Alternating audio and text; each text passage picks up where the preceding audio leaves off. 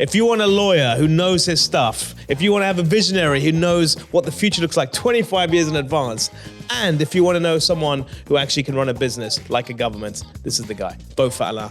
Peace out. Did you foresee the fact that you would at some point have to step down? You can be let go at any point in time, and that's the name of the game. Bringing someone else from within the organization to replace you is also something that you have to have tremendous maturity. For everything to remain the same, everything needs to change. You leave math and you decide to take some time off. You're writing a book. I'm not sure if it's going to be successful. I'm sure I'm going to get to the end of it. Describe this region in one word. Lost opportunity. I don't think it's a generational issue. I think it's about leadership. I think we need people in Lebanon that actually have the ability to break those jaws of culture. You are a politician. I could be. You are. No, I'm telling you now. I'm someone. I mean, a lot of people have views about me. What do they say about you? Wait. I've asked you a question you don't know the answer to. That's amazing. No, Take some time to think. I love it. I've got you stumped, and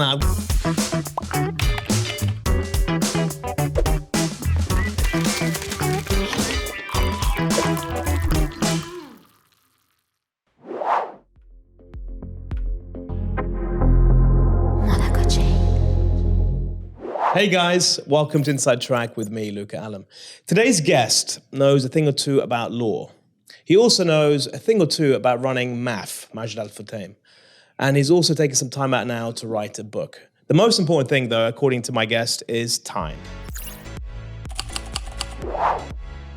Leadership is actually not who we are, but what we choose to be when we are faced with situations.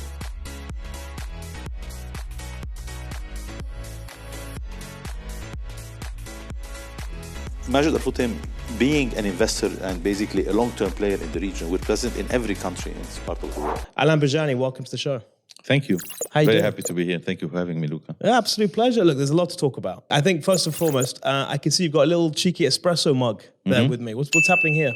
It's got dots on it or like rings around it. Well, you like mugs. I do. I'm not a mug guy. I'm an espresso guy, so I'm more about espresso cups. And is this decorated or is this was it bought like this? This or one do you here? do it yourself? No, this is a cup that I like because we got them from Positano in Amalfi. Beautiful. It's a place we like, and it reminds me. So I have my espresso in it every day. Italy is beautiful, isn't it? I love it. Is there a better place in the world to have a nice cup of coffee in the morning? Not that I know of. Do you travel a lot, Alain? I do. Yeah. Am I saying your name right? Is it Alain like français, or Alain like the English? It's however you feel like. Là, Still me. comme tu veux, monsieur, comme tu veux. No, moi je vais bien. Alain, c'est bien. Alain is good. Amazing. Whatever. Some people call me Alain. Anything. Alain, fantastic. Have you been to Alain? I've never been to Alain. Well, so you've been to Positano, but you haven't been to Alain. Yes. Inshallah, maybe soon you'll be able to go to Alain. Yes, I have some catch-up to do. Amazing. Look, I'm really happy to have you here. Thank you for joining. I think the first starting point for me is about your time at MAF. Mm-hmm. Okay, so you joined as a VP of Legal in 2006. Yes. And then you stayed in the company for about 9 years before they made you CEO in 2015. Mm-hmm. From 2015 to 2023, you oversaw unprecedented growth for the company. Mm-hmm. You delivered transformation for the company. Mm-hmm. You did a lot of pioneering in the e-commerce and AI space during that time. And you even wrote a 25-year vision, correct me if I'm wrong, for the company as well. So what happened at MAF? In what sense? It wasn't an easy exit. It wasn't a straightforward exit. No, it was a very easy exit. It was a straightforward exit. First, I want to say MAF is a fantastic company. Majid al-Futtaim is one of the best companies in the region and one of the best, in my opinion, companies in the world. So it has a fantastic business model. It plays and it leads in very important industries that have real contribution to GDP anywhere in the world, and especially in our region. And it's present in a very big number of markets across the region. So it's belonging to this region, it's belonging to the economic fabric of this region is like no other. And this is a company that was built based on the vision of Mr. Majid al-Futtaim, that may he rest in peace now. He left us in December 21. An exceptionally visionary entrepreneur that actually built two conglomerates in a lifetime. And Majid al-Futtaim was really his brainchild in terms of how it was built, how it was run, and everything and anything related to the company. And unlike many others, I mean, Mr. Majid built this company brick by brick, customer by customer. I mean, MAF started with a very small, now small, shopping center in Dira, which is City Center Dira. At the time, it wasn't what it is today. And it was a very pioneering and very bold move. I was very honored and humbled to actually be chosen in 2015 to lead the company. It's a company that I love. I loved when I was there. I continue to love. It's a fantastic business. Like any CEO, there is a time when you are a CEO and you're not the CEO anymore until the day where you're actually not the CEO, which in my case was about 8 years later. So I was privileged to lead the company for about 8 years. It was very interesting time, challenging times as well. I was also very humbled to be picked by Mr. Majid to actually lead the company. So he really believed that I had what it took at the time to lead this company. And I think we worked very well together. Which is a big thing. You came from, you were a lawyer, right? You had Yeah, you had a absolutely. law background. Absolutely. For someone who joined a legal team then end up becoming the CEO of a conglomerate. Yeah, it's unusual. It's a big faith in yourself, huh? Yes, and it was also for me a big responsibility because I wasn't someone that at the time had the typical track record to become the CEO of a multi-billion-dollar conglomerate. So anyway, that happened. It's water under the bridge, what we did at the time. And it has been such a learning experience to work with Mr. Majid. I mean, I don't think I'll ever have another similar opportunity in my lifetime. And also, I mean, the team, my colleagues at MAF, the boards, whatever, MAF really was, and I hope will continue to be, a league of its own. Before I go any further, typically in my show, I know you're not the kind of person who dodges questions. Well, you're a lawyer, so I don't know. I'm not too sure. Normally, I have a safe word in my show where I ask my guests, in case there's a question they don't want to answer, is there a safe word that you'd like to say? I could use GLA, for example. JLA. No, GLA. GLA. You know GLA, because I'm talking about MAF. Okay. GLA is gross leasable area. Okay. It's basically the cornerstone of a shopping mall development. It's how much area you have to lease. Yeah, I can absolutely guarantee you none of my guests will ever come up with GLA or GLA again. So it's absolutely unique to you. Fantastic. I love it. So you led the company in a fantastic way. And the people who worked at MAF, and I know you're still in touch with a lot of people once you left. Yeah. Did it surprise you with the sort of the changing of the guard, did it say? Did you foresee the fact that you would at some point have to step down, even though the company was still growing and expanding? Were you preparing yourself for it? Whenever people used to ask me, how do you see it, how long, whatever, I always said, CEO is a chief executive officer. You're an officer of the company. So you can be let go at any point in time. And that's the name of the game. Now, in any succession that was as big and as profound as the one that happened at MAF, it's typical that there is a leadership change. So this was not something that was surprising. It was not something that was abrupt. It was not something that basically was not in a way in the making. And this happened 1 year after Mr. Majid passed away. So we had the opportunity to really transition the company to make sure the company continued to work without skipping a beat, really, after he passed away. And of course, we got new shareholders, a new vision for the business. They see things in a certain way that may not always be in the same way as their father did. So naturally, new shareholders, even in an M&A situation, I mean, let alone a succession, people will always want to basically appoint their leadership. Yeah. So that's only normal. And this had been in the works, I would say, for about a year before it happened. It's the heirs of Yes. Majid. I think there's 9 in total. Is that right? Yes. Yeah. I mean, there are 9 shareholders in the company. He has got 10 heirs, but they end up to be 9. Okay. Was it a bit of a power struggle following his passing between the heirs? I'm not going to comment on the relationship between the heirs. I'm not there. I'm not really privy to that relationship. But what I want to say is it is a normal succession that happens where when you have numerous heirs that take over a business, there is a time where they need to find their feet. They need to basically figure it out. They need to really understand what they're getting, how they're going to work together, how they're going to be shareholders together in a company. People might have different views that might come from different, I would say, points in life. It doesn't mean it's right or wrong, but this is what it is. So to go back to my exit, it's just natural. So you knew it was coming. It happened. You knew it was coming. And you almost prepared over a 12-month period, I'm guessing, from his passing to when you'd potentially be leaving the company. Yeah, it was a matter of time. When is it going to happen? And for that to happen, there needed to be an agreement. I mean, there was a number of things that needed to happen. One, the new heirs needed to become shareholders, which took some time, and then they needed to agree among themselves how they want to do it and how they want to basically the company to be run afterwards, and so on and so forth. So what was your mindset like during that time? Because obviously you formed a very close relationship with the owner. Did you sad that you knew things were potentially coming to an end, or was it a nice timing for yourself? Because 8 years as a CEO is a long time in any job, and it's a testament to your success that you were able to stay there for that long and the size of the organization. Yes. What was your mindset like when that was happening, that transition period was happening? What happened at MAF after the passing of Mr. Majid, it was expected in terms of how things will unfold. Of course, you could not foresee every single thing and how X and Y would deal with this issue, but basically, generally speaking, there was no surprises. And my mindset at the time and the board's mindset at the time was really to make sure that the company is stable, that people feel safe, that people understand that this company is going to continue, that people livelihoods were secured, and people feeling that they don't need to go and look for jobs elsewhere.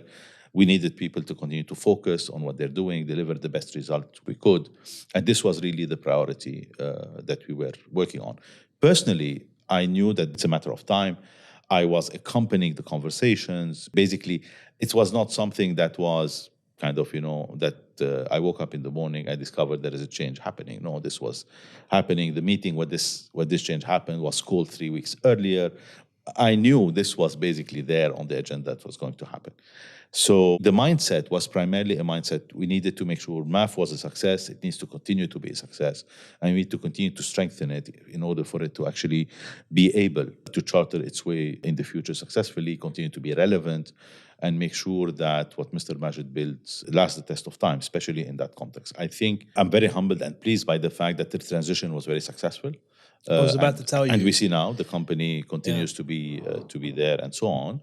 Now the future is in the hands of the current and future leadership of the company and the shareholders. So it's up to them to basically see how they want to charter their way forward. Look, normally in CEOs, transition period from when you're leaving to going to a new job, you don't always get the luxury of having a transition period. Sometimes CEOs are exited relatively quickly under different circumstances. Something's happened, whatever the case is. So the fact that you were able to serve that out over a long period of time is a testament to your success, but also your professionalism. Because also sticking around, knowing that there is a new regime change, is not always easy. In fact, bringing someone else from within the organization to replace you is also something that you have to have tremendous maturity and professionalism to help oversee and make sure there is that smooth transition process. No, I think that was a good thing. I think MAF needed continuity. And I think that was a wise decision to basically appoint someone from within the company, because continuity was important at that point in time. You had a big change in shareholders. You had new shareholders coming in, really understanding and kind of, taking in the company and what it meant, et cetera, et cetera. It was important, in my opinion, to have an insider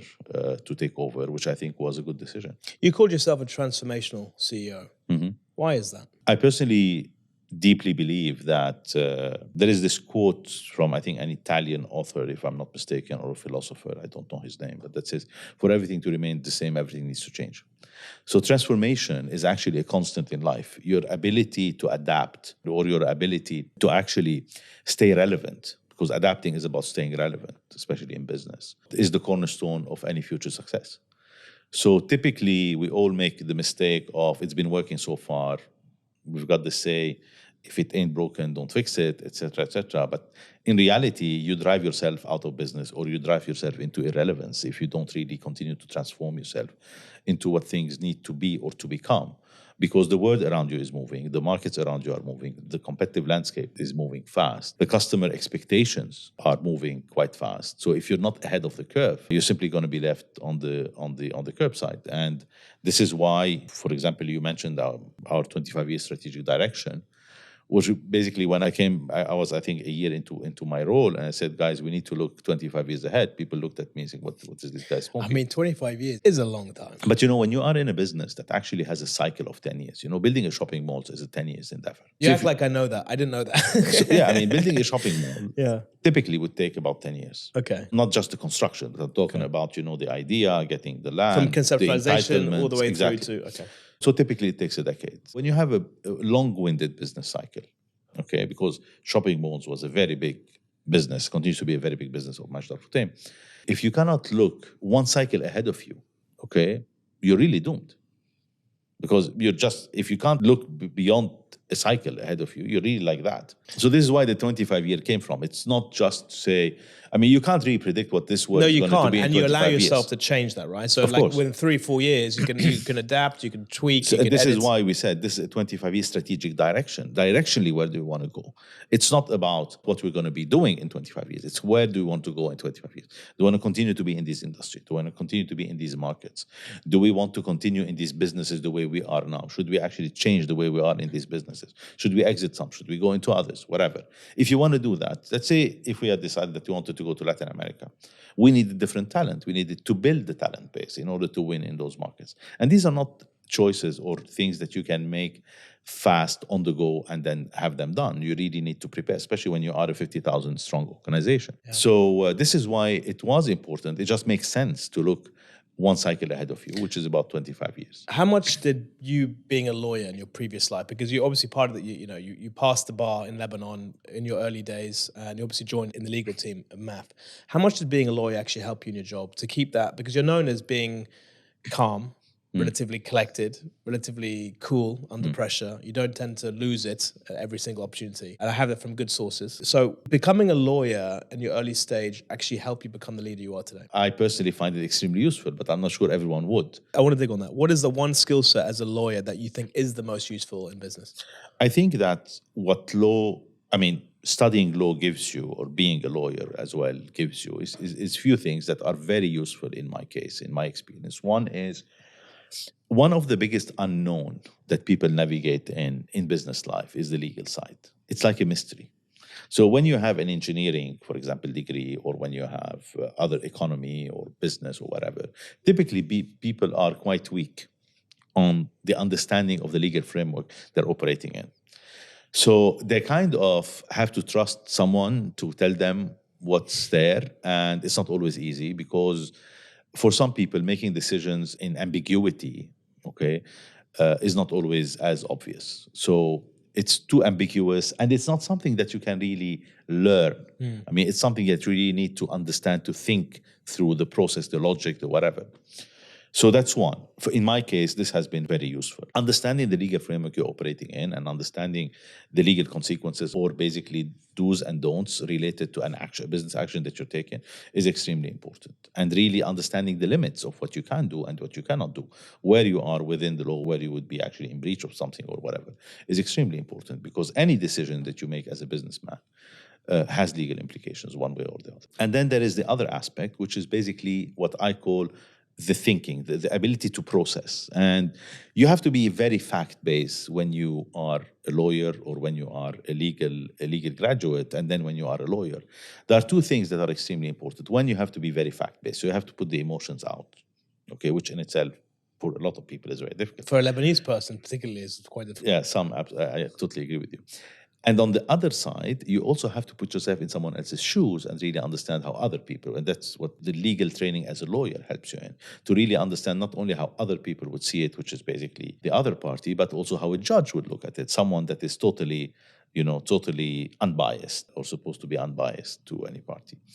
So being able to actually having this 360-degree view, if you want, or 3-dimensional view, is super helpful, really super helpful for a business person. So if I had to recommend a training for a business person, I would say, of course, go become a lawyer before you become a business. As a lawyer, you always associate lawyers with, right and wrong, right? The ethical practice. Or unethical practice. Some lawyers are how important is ethics in the business world these days? Look, I think it's a cornerstone. But at the end of the day, and we've, for us at Majid Futtaim, when I was there, I mean, ethical behavior was first a very important value that Mr. Majid himself upheld. I mean, we never, ever, ever, ever did accept not to be fair and make sure that we always give the other party rights before we take ours. His personal, I would say, commitment as a man, and also basically how he wanted his business and how he conducted himself in life and in business. And this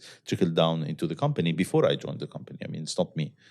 And of course, for me, this was fantastic, because this is how I am. I mean, being fair, being supportive, being ethical is extremely important. It's very easy to be unethical when you are in a position of strength. Because you naturally are, when you're a big group, you're a multi-billion-dollar company, whatever, you are in a position of strength in most of the cases. So very easy to actually allow yourself to err on the wrong side. And this is something that, in my opinion, is a no-go. So you leave math and you decide to take some time off. You take a sabbatical. You're writing a book at the moment. Yes. What are you writing about, Alan? I've always wanted to write a book. I wasn't sure if I had a book in me. So I decided to start and see, which is what you typically do when you're an entrepreneur. The only way to really know if you're able to pull it off is to start it. What's your book about? So I'll tell you what it's about when it comes out, but it's primarily... You're not using a safe word, GLA.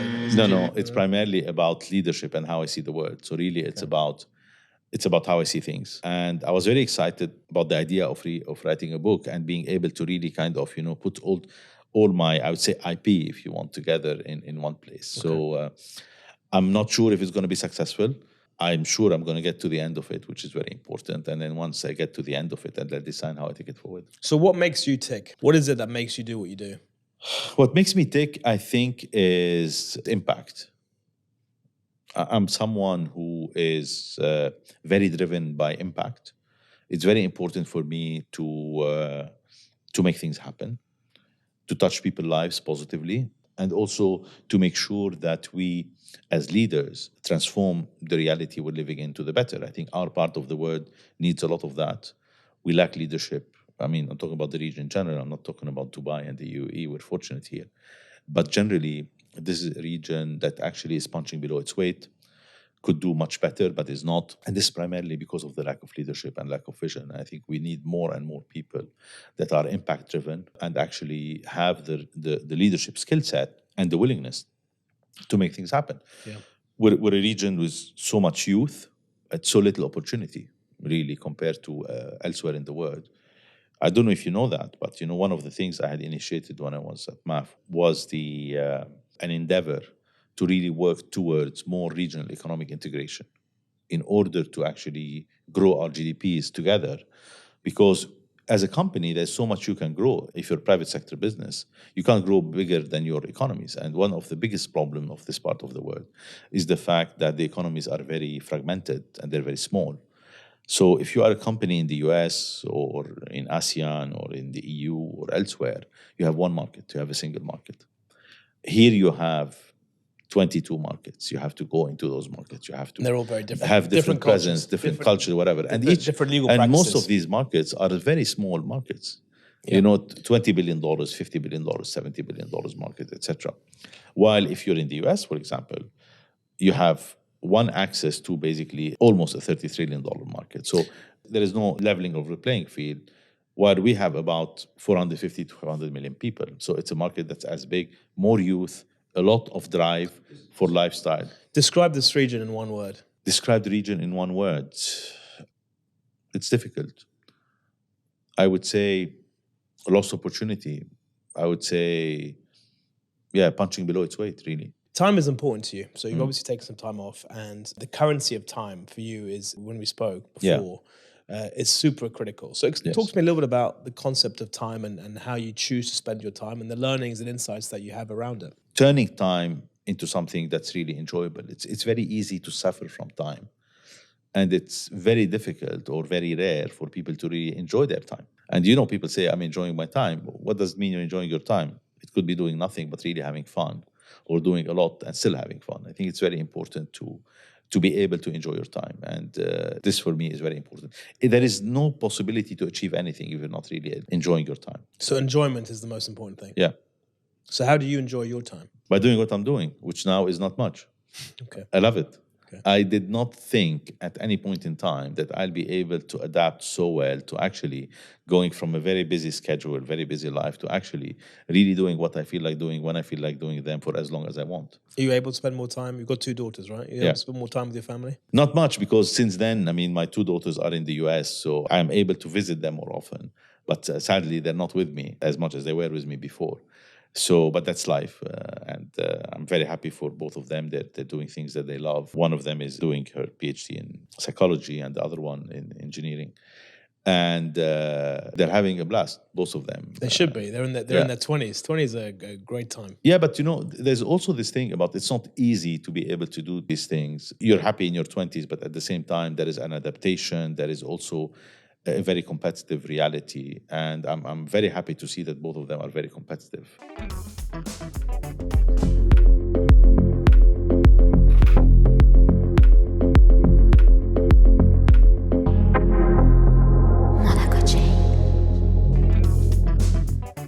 Alain, we part of the show, we talk a little bit about different questions that are improv, right? You haven't seen what's in the bag. In the bag, there's a bunch of balls. On the balls, they have certain questions. I would love you to take one ball out and read one at a time, and then we'll talk about it. We'll have a chat. Okay. So these should all be related somehow to your previous life or your current life. Let's see. Your favorite character in Suits? Have you ever watched Suits before? I don't remember. I watched few episodes of Suits. Okay. I found it a bit boring. It's the characterization of how a lawyer's life is, but actually is not. It's not like that at all. So I watched few episodes. I found it boring. So I don't have a favorite character. There's a bit of Suits where they just keep taking bits of paper and they're throwing these legal terms at each other. Like, hey, I'm serving you this, I'm serving you that. And they seem to be doing that over and over again. It's the same episode repeated constantly. Yes. Oh, you've jumped straight for the second one. Look at that. Acting CEOs. Take control, Alain. Take control. Well, I'm just being ahead of the curve. I love it. I love it. What was the question? Is short-termism the end of long-term growth? People are obsessed with short-term results, month-to-month P&L performance. Yes. And they tend to overlook the long-term profitability of a company and the vision of the company. Are we more focused on short-termism than long-term growth? Most people are more focused on short-term growth because they have KPIs they need to meet, they have a reality they need to meet. And I think this is something that long-termism is important to me. And I'm someone who's known for having a long-term view on things. Most people are not as patient, and that's fine. Nothing has been built without patience and without long-term views. This being said, you have also to have a today to have a tomorrow. And this is really the dilemma of a CEO, is being able to deliver today and also ensure tomorrow. The problem is that when you trade tomorrow for today, this is the problem. You have to have a short-term view because you need to make sure that things are working today. But you also have to have a long-term view in order to actually have a future and drive growth, because you can't have let's say a business doesn't perform in 3 months, but they have an amazing vision, but they're not delivering in the short term. Yes. What action should the board take? You have to understand why. I mean, for some business, 3 months is too long, and for some businesses, it's too short. You really have to understand. Is it the vision? Is it the concept? Is it the business model? Is it the team? Is it whatever, poor decision that they've made? Is it talent? I mean, there are different reasons why it is. There is no magic wand, and, there is this American way of saying, people, you just act fast. Yes, you have to act fast, but you have to think carefully. And I think you have to fail fast, but most importantly, you have to learn fast. If you don't learn fast and just fail, it's a waste of time. So I think short-termism is overrated, but it shouldn't be underrated. I think long-termism should be more overrated. In this word, we live in instantaneity. A lot of people want the here and now, especially with social media, other stuff. But this is a trend that started with really the invention of the capital markets. In the 19th century, people needed crowdfunding at the time because the wealth in the world was primarily agricultural wealth. And with the Industrial Revolution, we created systems of production, and these systems of production needed money. While money primarily at the time was not monetary capital, but was land. And basically the cycles were different. So to get money, get crowdfunding, get money from people, the capital markets were invented. And when you invented capital markets, people gave you their money, but you needed to give them rights because they were minorities that didn't control the businesses. So and people wanted to make sure that they know what's happening in those businesses so they can make the decisions to preserve their rights early on. And this is how short-termism was created. And then, of course, with time, with technology, with newspapers, TV, the news cycle, and now social media, short-termism is becoming more important. Then we also created polls, elections, and so on. So everything, the cycle is usually a 3 to 4 years cycle in the world, which actually has driven more short-termism. I think the world needs more long-term views. I think we need to reform a lot. The short-termist, I would say, structure that we currently have, but we still need to preserve are today to have it tomorrow. Do you know what the average tenure is of a CEO? 3 to 5 years. I'm not sure if it's in this region or so, but generally a tenure of a CEO is about 3 to 5 years. Because you talked about the word impact. How long does it take for a CEO to make impact in an organization? Impact is different. You can make impact in 6 months. You cannot make impact in 10 years. Impact is not driven by time. It depends on the type of business. It depends on the transformation you're driving. It depends whatever. But people that usually drive impact do it fast. Because impact is primarily generated by your contact with the business, by your contact with the team, by your contact with whatever. Now, financial impact sometimes needs time, but that's not impact in general.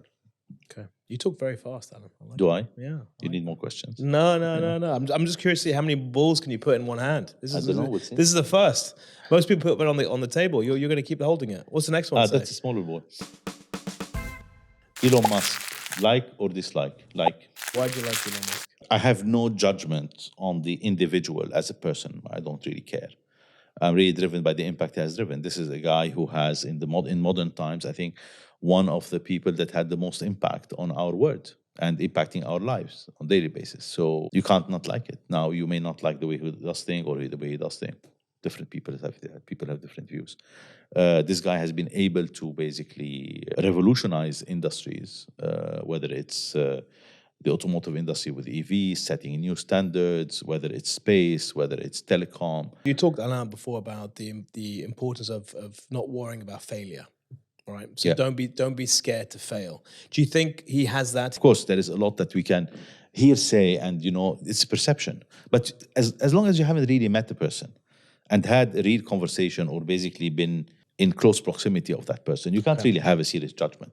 A lot of people have views about me. I can tell you what I know for a fact. Some people really love me, other people appreciate me, and some people really hate me. I have a great followership. I see that. Do I do everything right? No, but I try to do everything in the best way possible. I think people appreciate that. People appreciate the fact that I'm very straightforward. Some people hate it, but most people actually like it. Even those who disagree with me like the fact that, what you see is what you get. I don't stab you in the back. I don't whatever. So, and I'm someone that's very clear because honestly, I don't have two agendas. I just have one. When it's about business, I want to drive the business, and it's about the business, not about the individuals. And I think individuals take pride in what they drive, and the impact that they really drive. So this is really what drives my action. I'm someone very honest. I don't have two language. I don't speak two languages. I just have one language. That's very clear. Some people can take it, others take it less. Is that dangerous as a CEO if you become binary, where you either love someone or you hate them? Is that a dangerous thing? No, this means you stood for something. I think it's Churchill that said that. I don't remember the exact sentence, but basically, if you don't have enemies, this means you never stood for anything in your life. So no, you have to stand for something. And whenever you stand for something, some people like it, some people dislike it. So that's okay. And it doesn't mean that you're a bad person or a good person. It means that just some people dislike what you do. It's okay. The world is made of different opinions. You just have to accept that. That's all about freedom and democracy. Do you want to do the next question? You got it ready already. Look at you. Customer bottom up or business top down?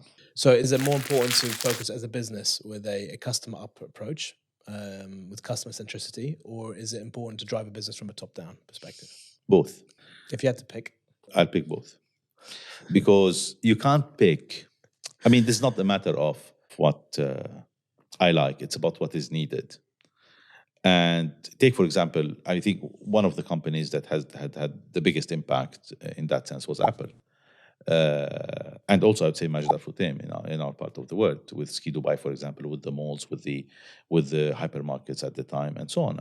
This was not there. Majid Futtaim gave people what they did not know they really wanted, and they loved it when they got it. But also at the same time, you have to look at the reality of how you are delivering your top-down vision. And this is where you have to start from the customer upwards, because if you only look downwards, top-down, the word seems very different from when you're actually executing, because you're also executing from the ground up. And that's extremely important. If you don't do that, you are really driving yourself out of the market without noticing it.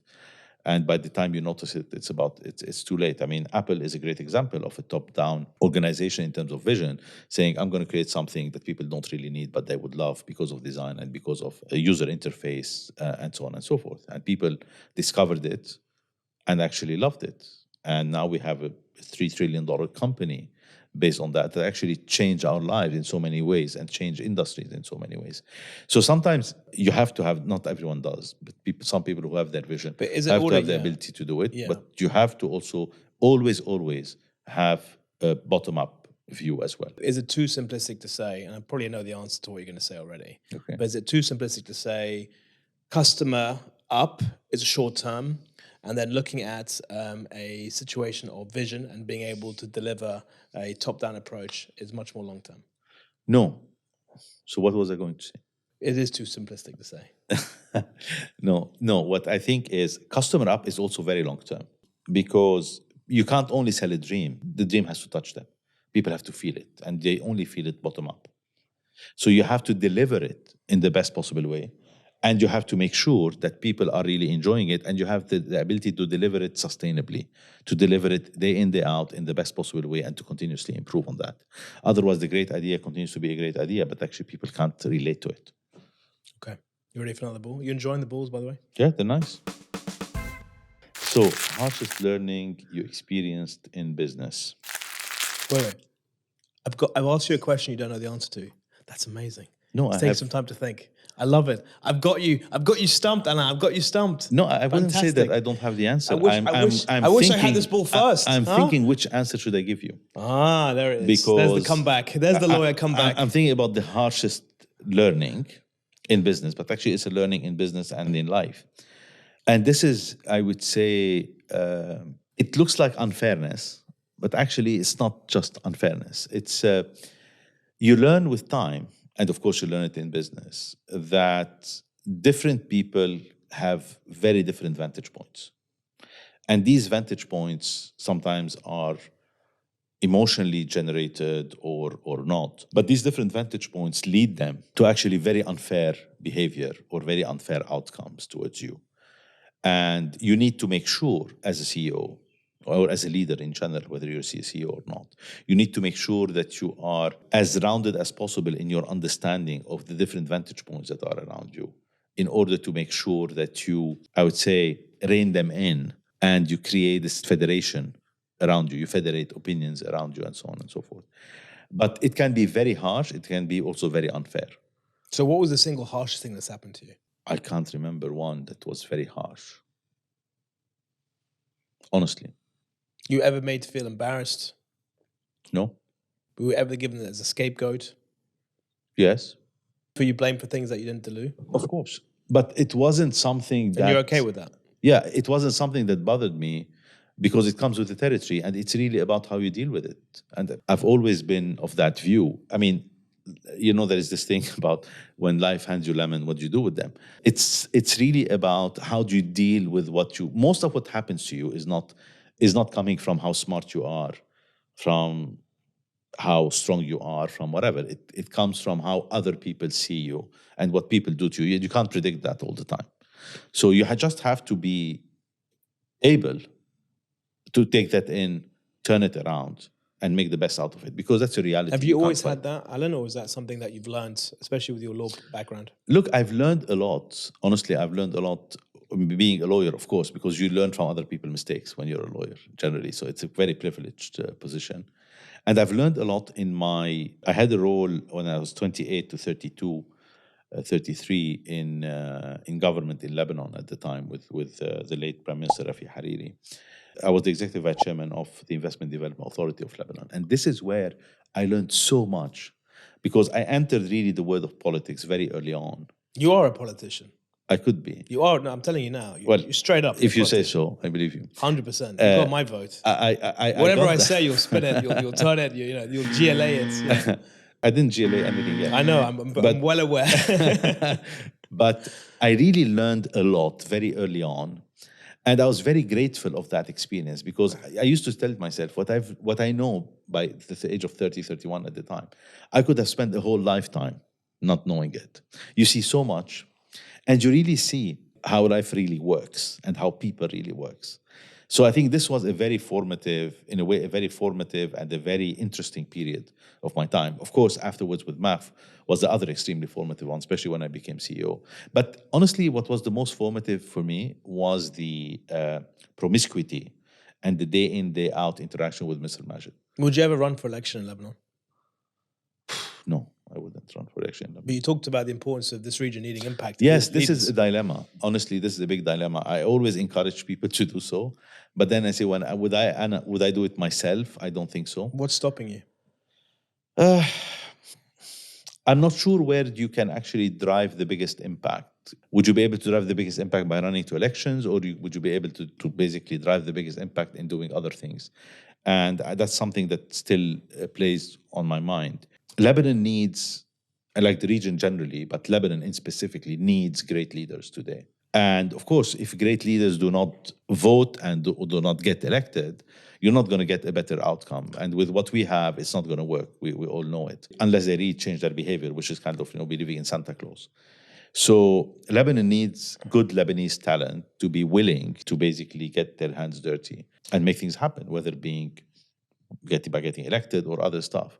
But look, it's a dilemma. I have not yet set my mind on this, but I see the point. The campaign starts today, guys. The campaign starts today. I advocate for it, but I'm not there. Okay. Do you think there's better leaders in the private sector than the public sector? Where? In Lebanon. My opinion of the private sector in Lebanon is not very glorious. Or Lebanese outside, let's say. Yes. Lebanese leaders outside of Lebanon. I think there are great people in Lebanon, like any country, and there's great people outside of Lebanon as well with great talent, but great people with talent in Lebanon as well. I think the private sector in Lebanon, Lebanon is a very sad story of how you have an environment that actually conditions the reality that's in. And then people, Lebanese being so resilient, basically make do with what they have. When you make do with what you have, you actually get, in a way, I would say, you get broken by the jaws of culture. There is a culture in Lebanon, and that culture, sadly, is what needs to really change. And what is the culture in Lebanon? Crystallize it. That's very interesting because about a year ago or so, I have a friend of mine who's a culture guru, and basically we worked together in the past. And I asked him a question, maybe a year and a half ago. I told him, how do you fix a country's culture? Because Lebanon is a culture that needs to be fixed. And of course, this culture is shaped by Lebanese people, by their behavior, but what have you. So really, there is a lot that needs to be done there. And so the culture that has been driven over decades is something that became a reality. And like when you go into a company, into an organization or a country, are the jaws of culture that really crush you. And when you're crushed. So you either get crushed or you break them. I think we need people in Lebanon that actually have the ability to break those jaws of culture. How many balls do you have in your hand? Can you count them? 1, 2, 3, 4, 5, 6. You've got 2 left. I got 2 left. Go for it. Describe Gen Z in one word. The future. Is that a good future? It depends what they do of it. What's your take on them so far? They're great. I think every generation has a huge impact and shapes the world. Today we're living in a world that was shaped by baby boomers. Tomorrow we're going to start to be seeing the impact of millennials much more than baby boomers and Gen Z. So what's the biggest? I don't think there is a generation that's better than other. Some generations face different type of challenges that compared to other generations. So for example, Gen Zs are going to be living today with choices that millennials and baby boomers are doing, and they'll have to change that, in my opinion. Do you think the future is brighter because of the Gen Z generation, of what you've been seeing, how they're using social to rally, to come together, try and fight for things that other generations necessarily haven't? So is technology and AI and all the solutions that are available to them with the right mindset a positive thing for change? Every generation had technology available to it. The baby boomers had the TV and the press. Yeah, but that was one way, right? Let's be clear. So, that was a top-down approach. That was never a bottom-up approach. No, of course. But what I'm saying, the word has evolved over time. Every generation benefits from a technology that was really invented by the previous generation in a way, or was born under the previous generation.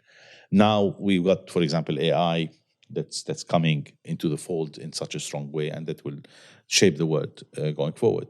So I don't think there's anything with Gen Z today that's going to be that is different from what we had there, but the impact is going to be very different. It's going to be more commensurate with the profound change in that technology is bringing to the world.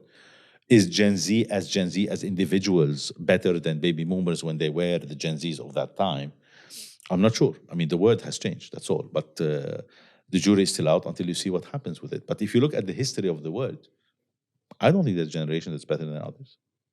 I think there are circumstances at time that where leaders are able to create a new reality, whether it's the late 19th century, early 20th century in Japan, or whether it is other places in the world where you had fantastic leaders that have been able to drive so much change. And I don't think it's a generational issue. I think it's about leadership, and this is why leadership is so important.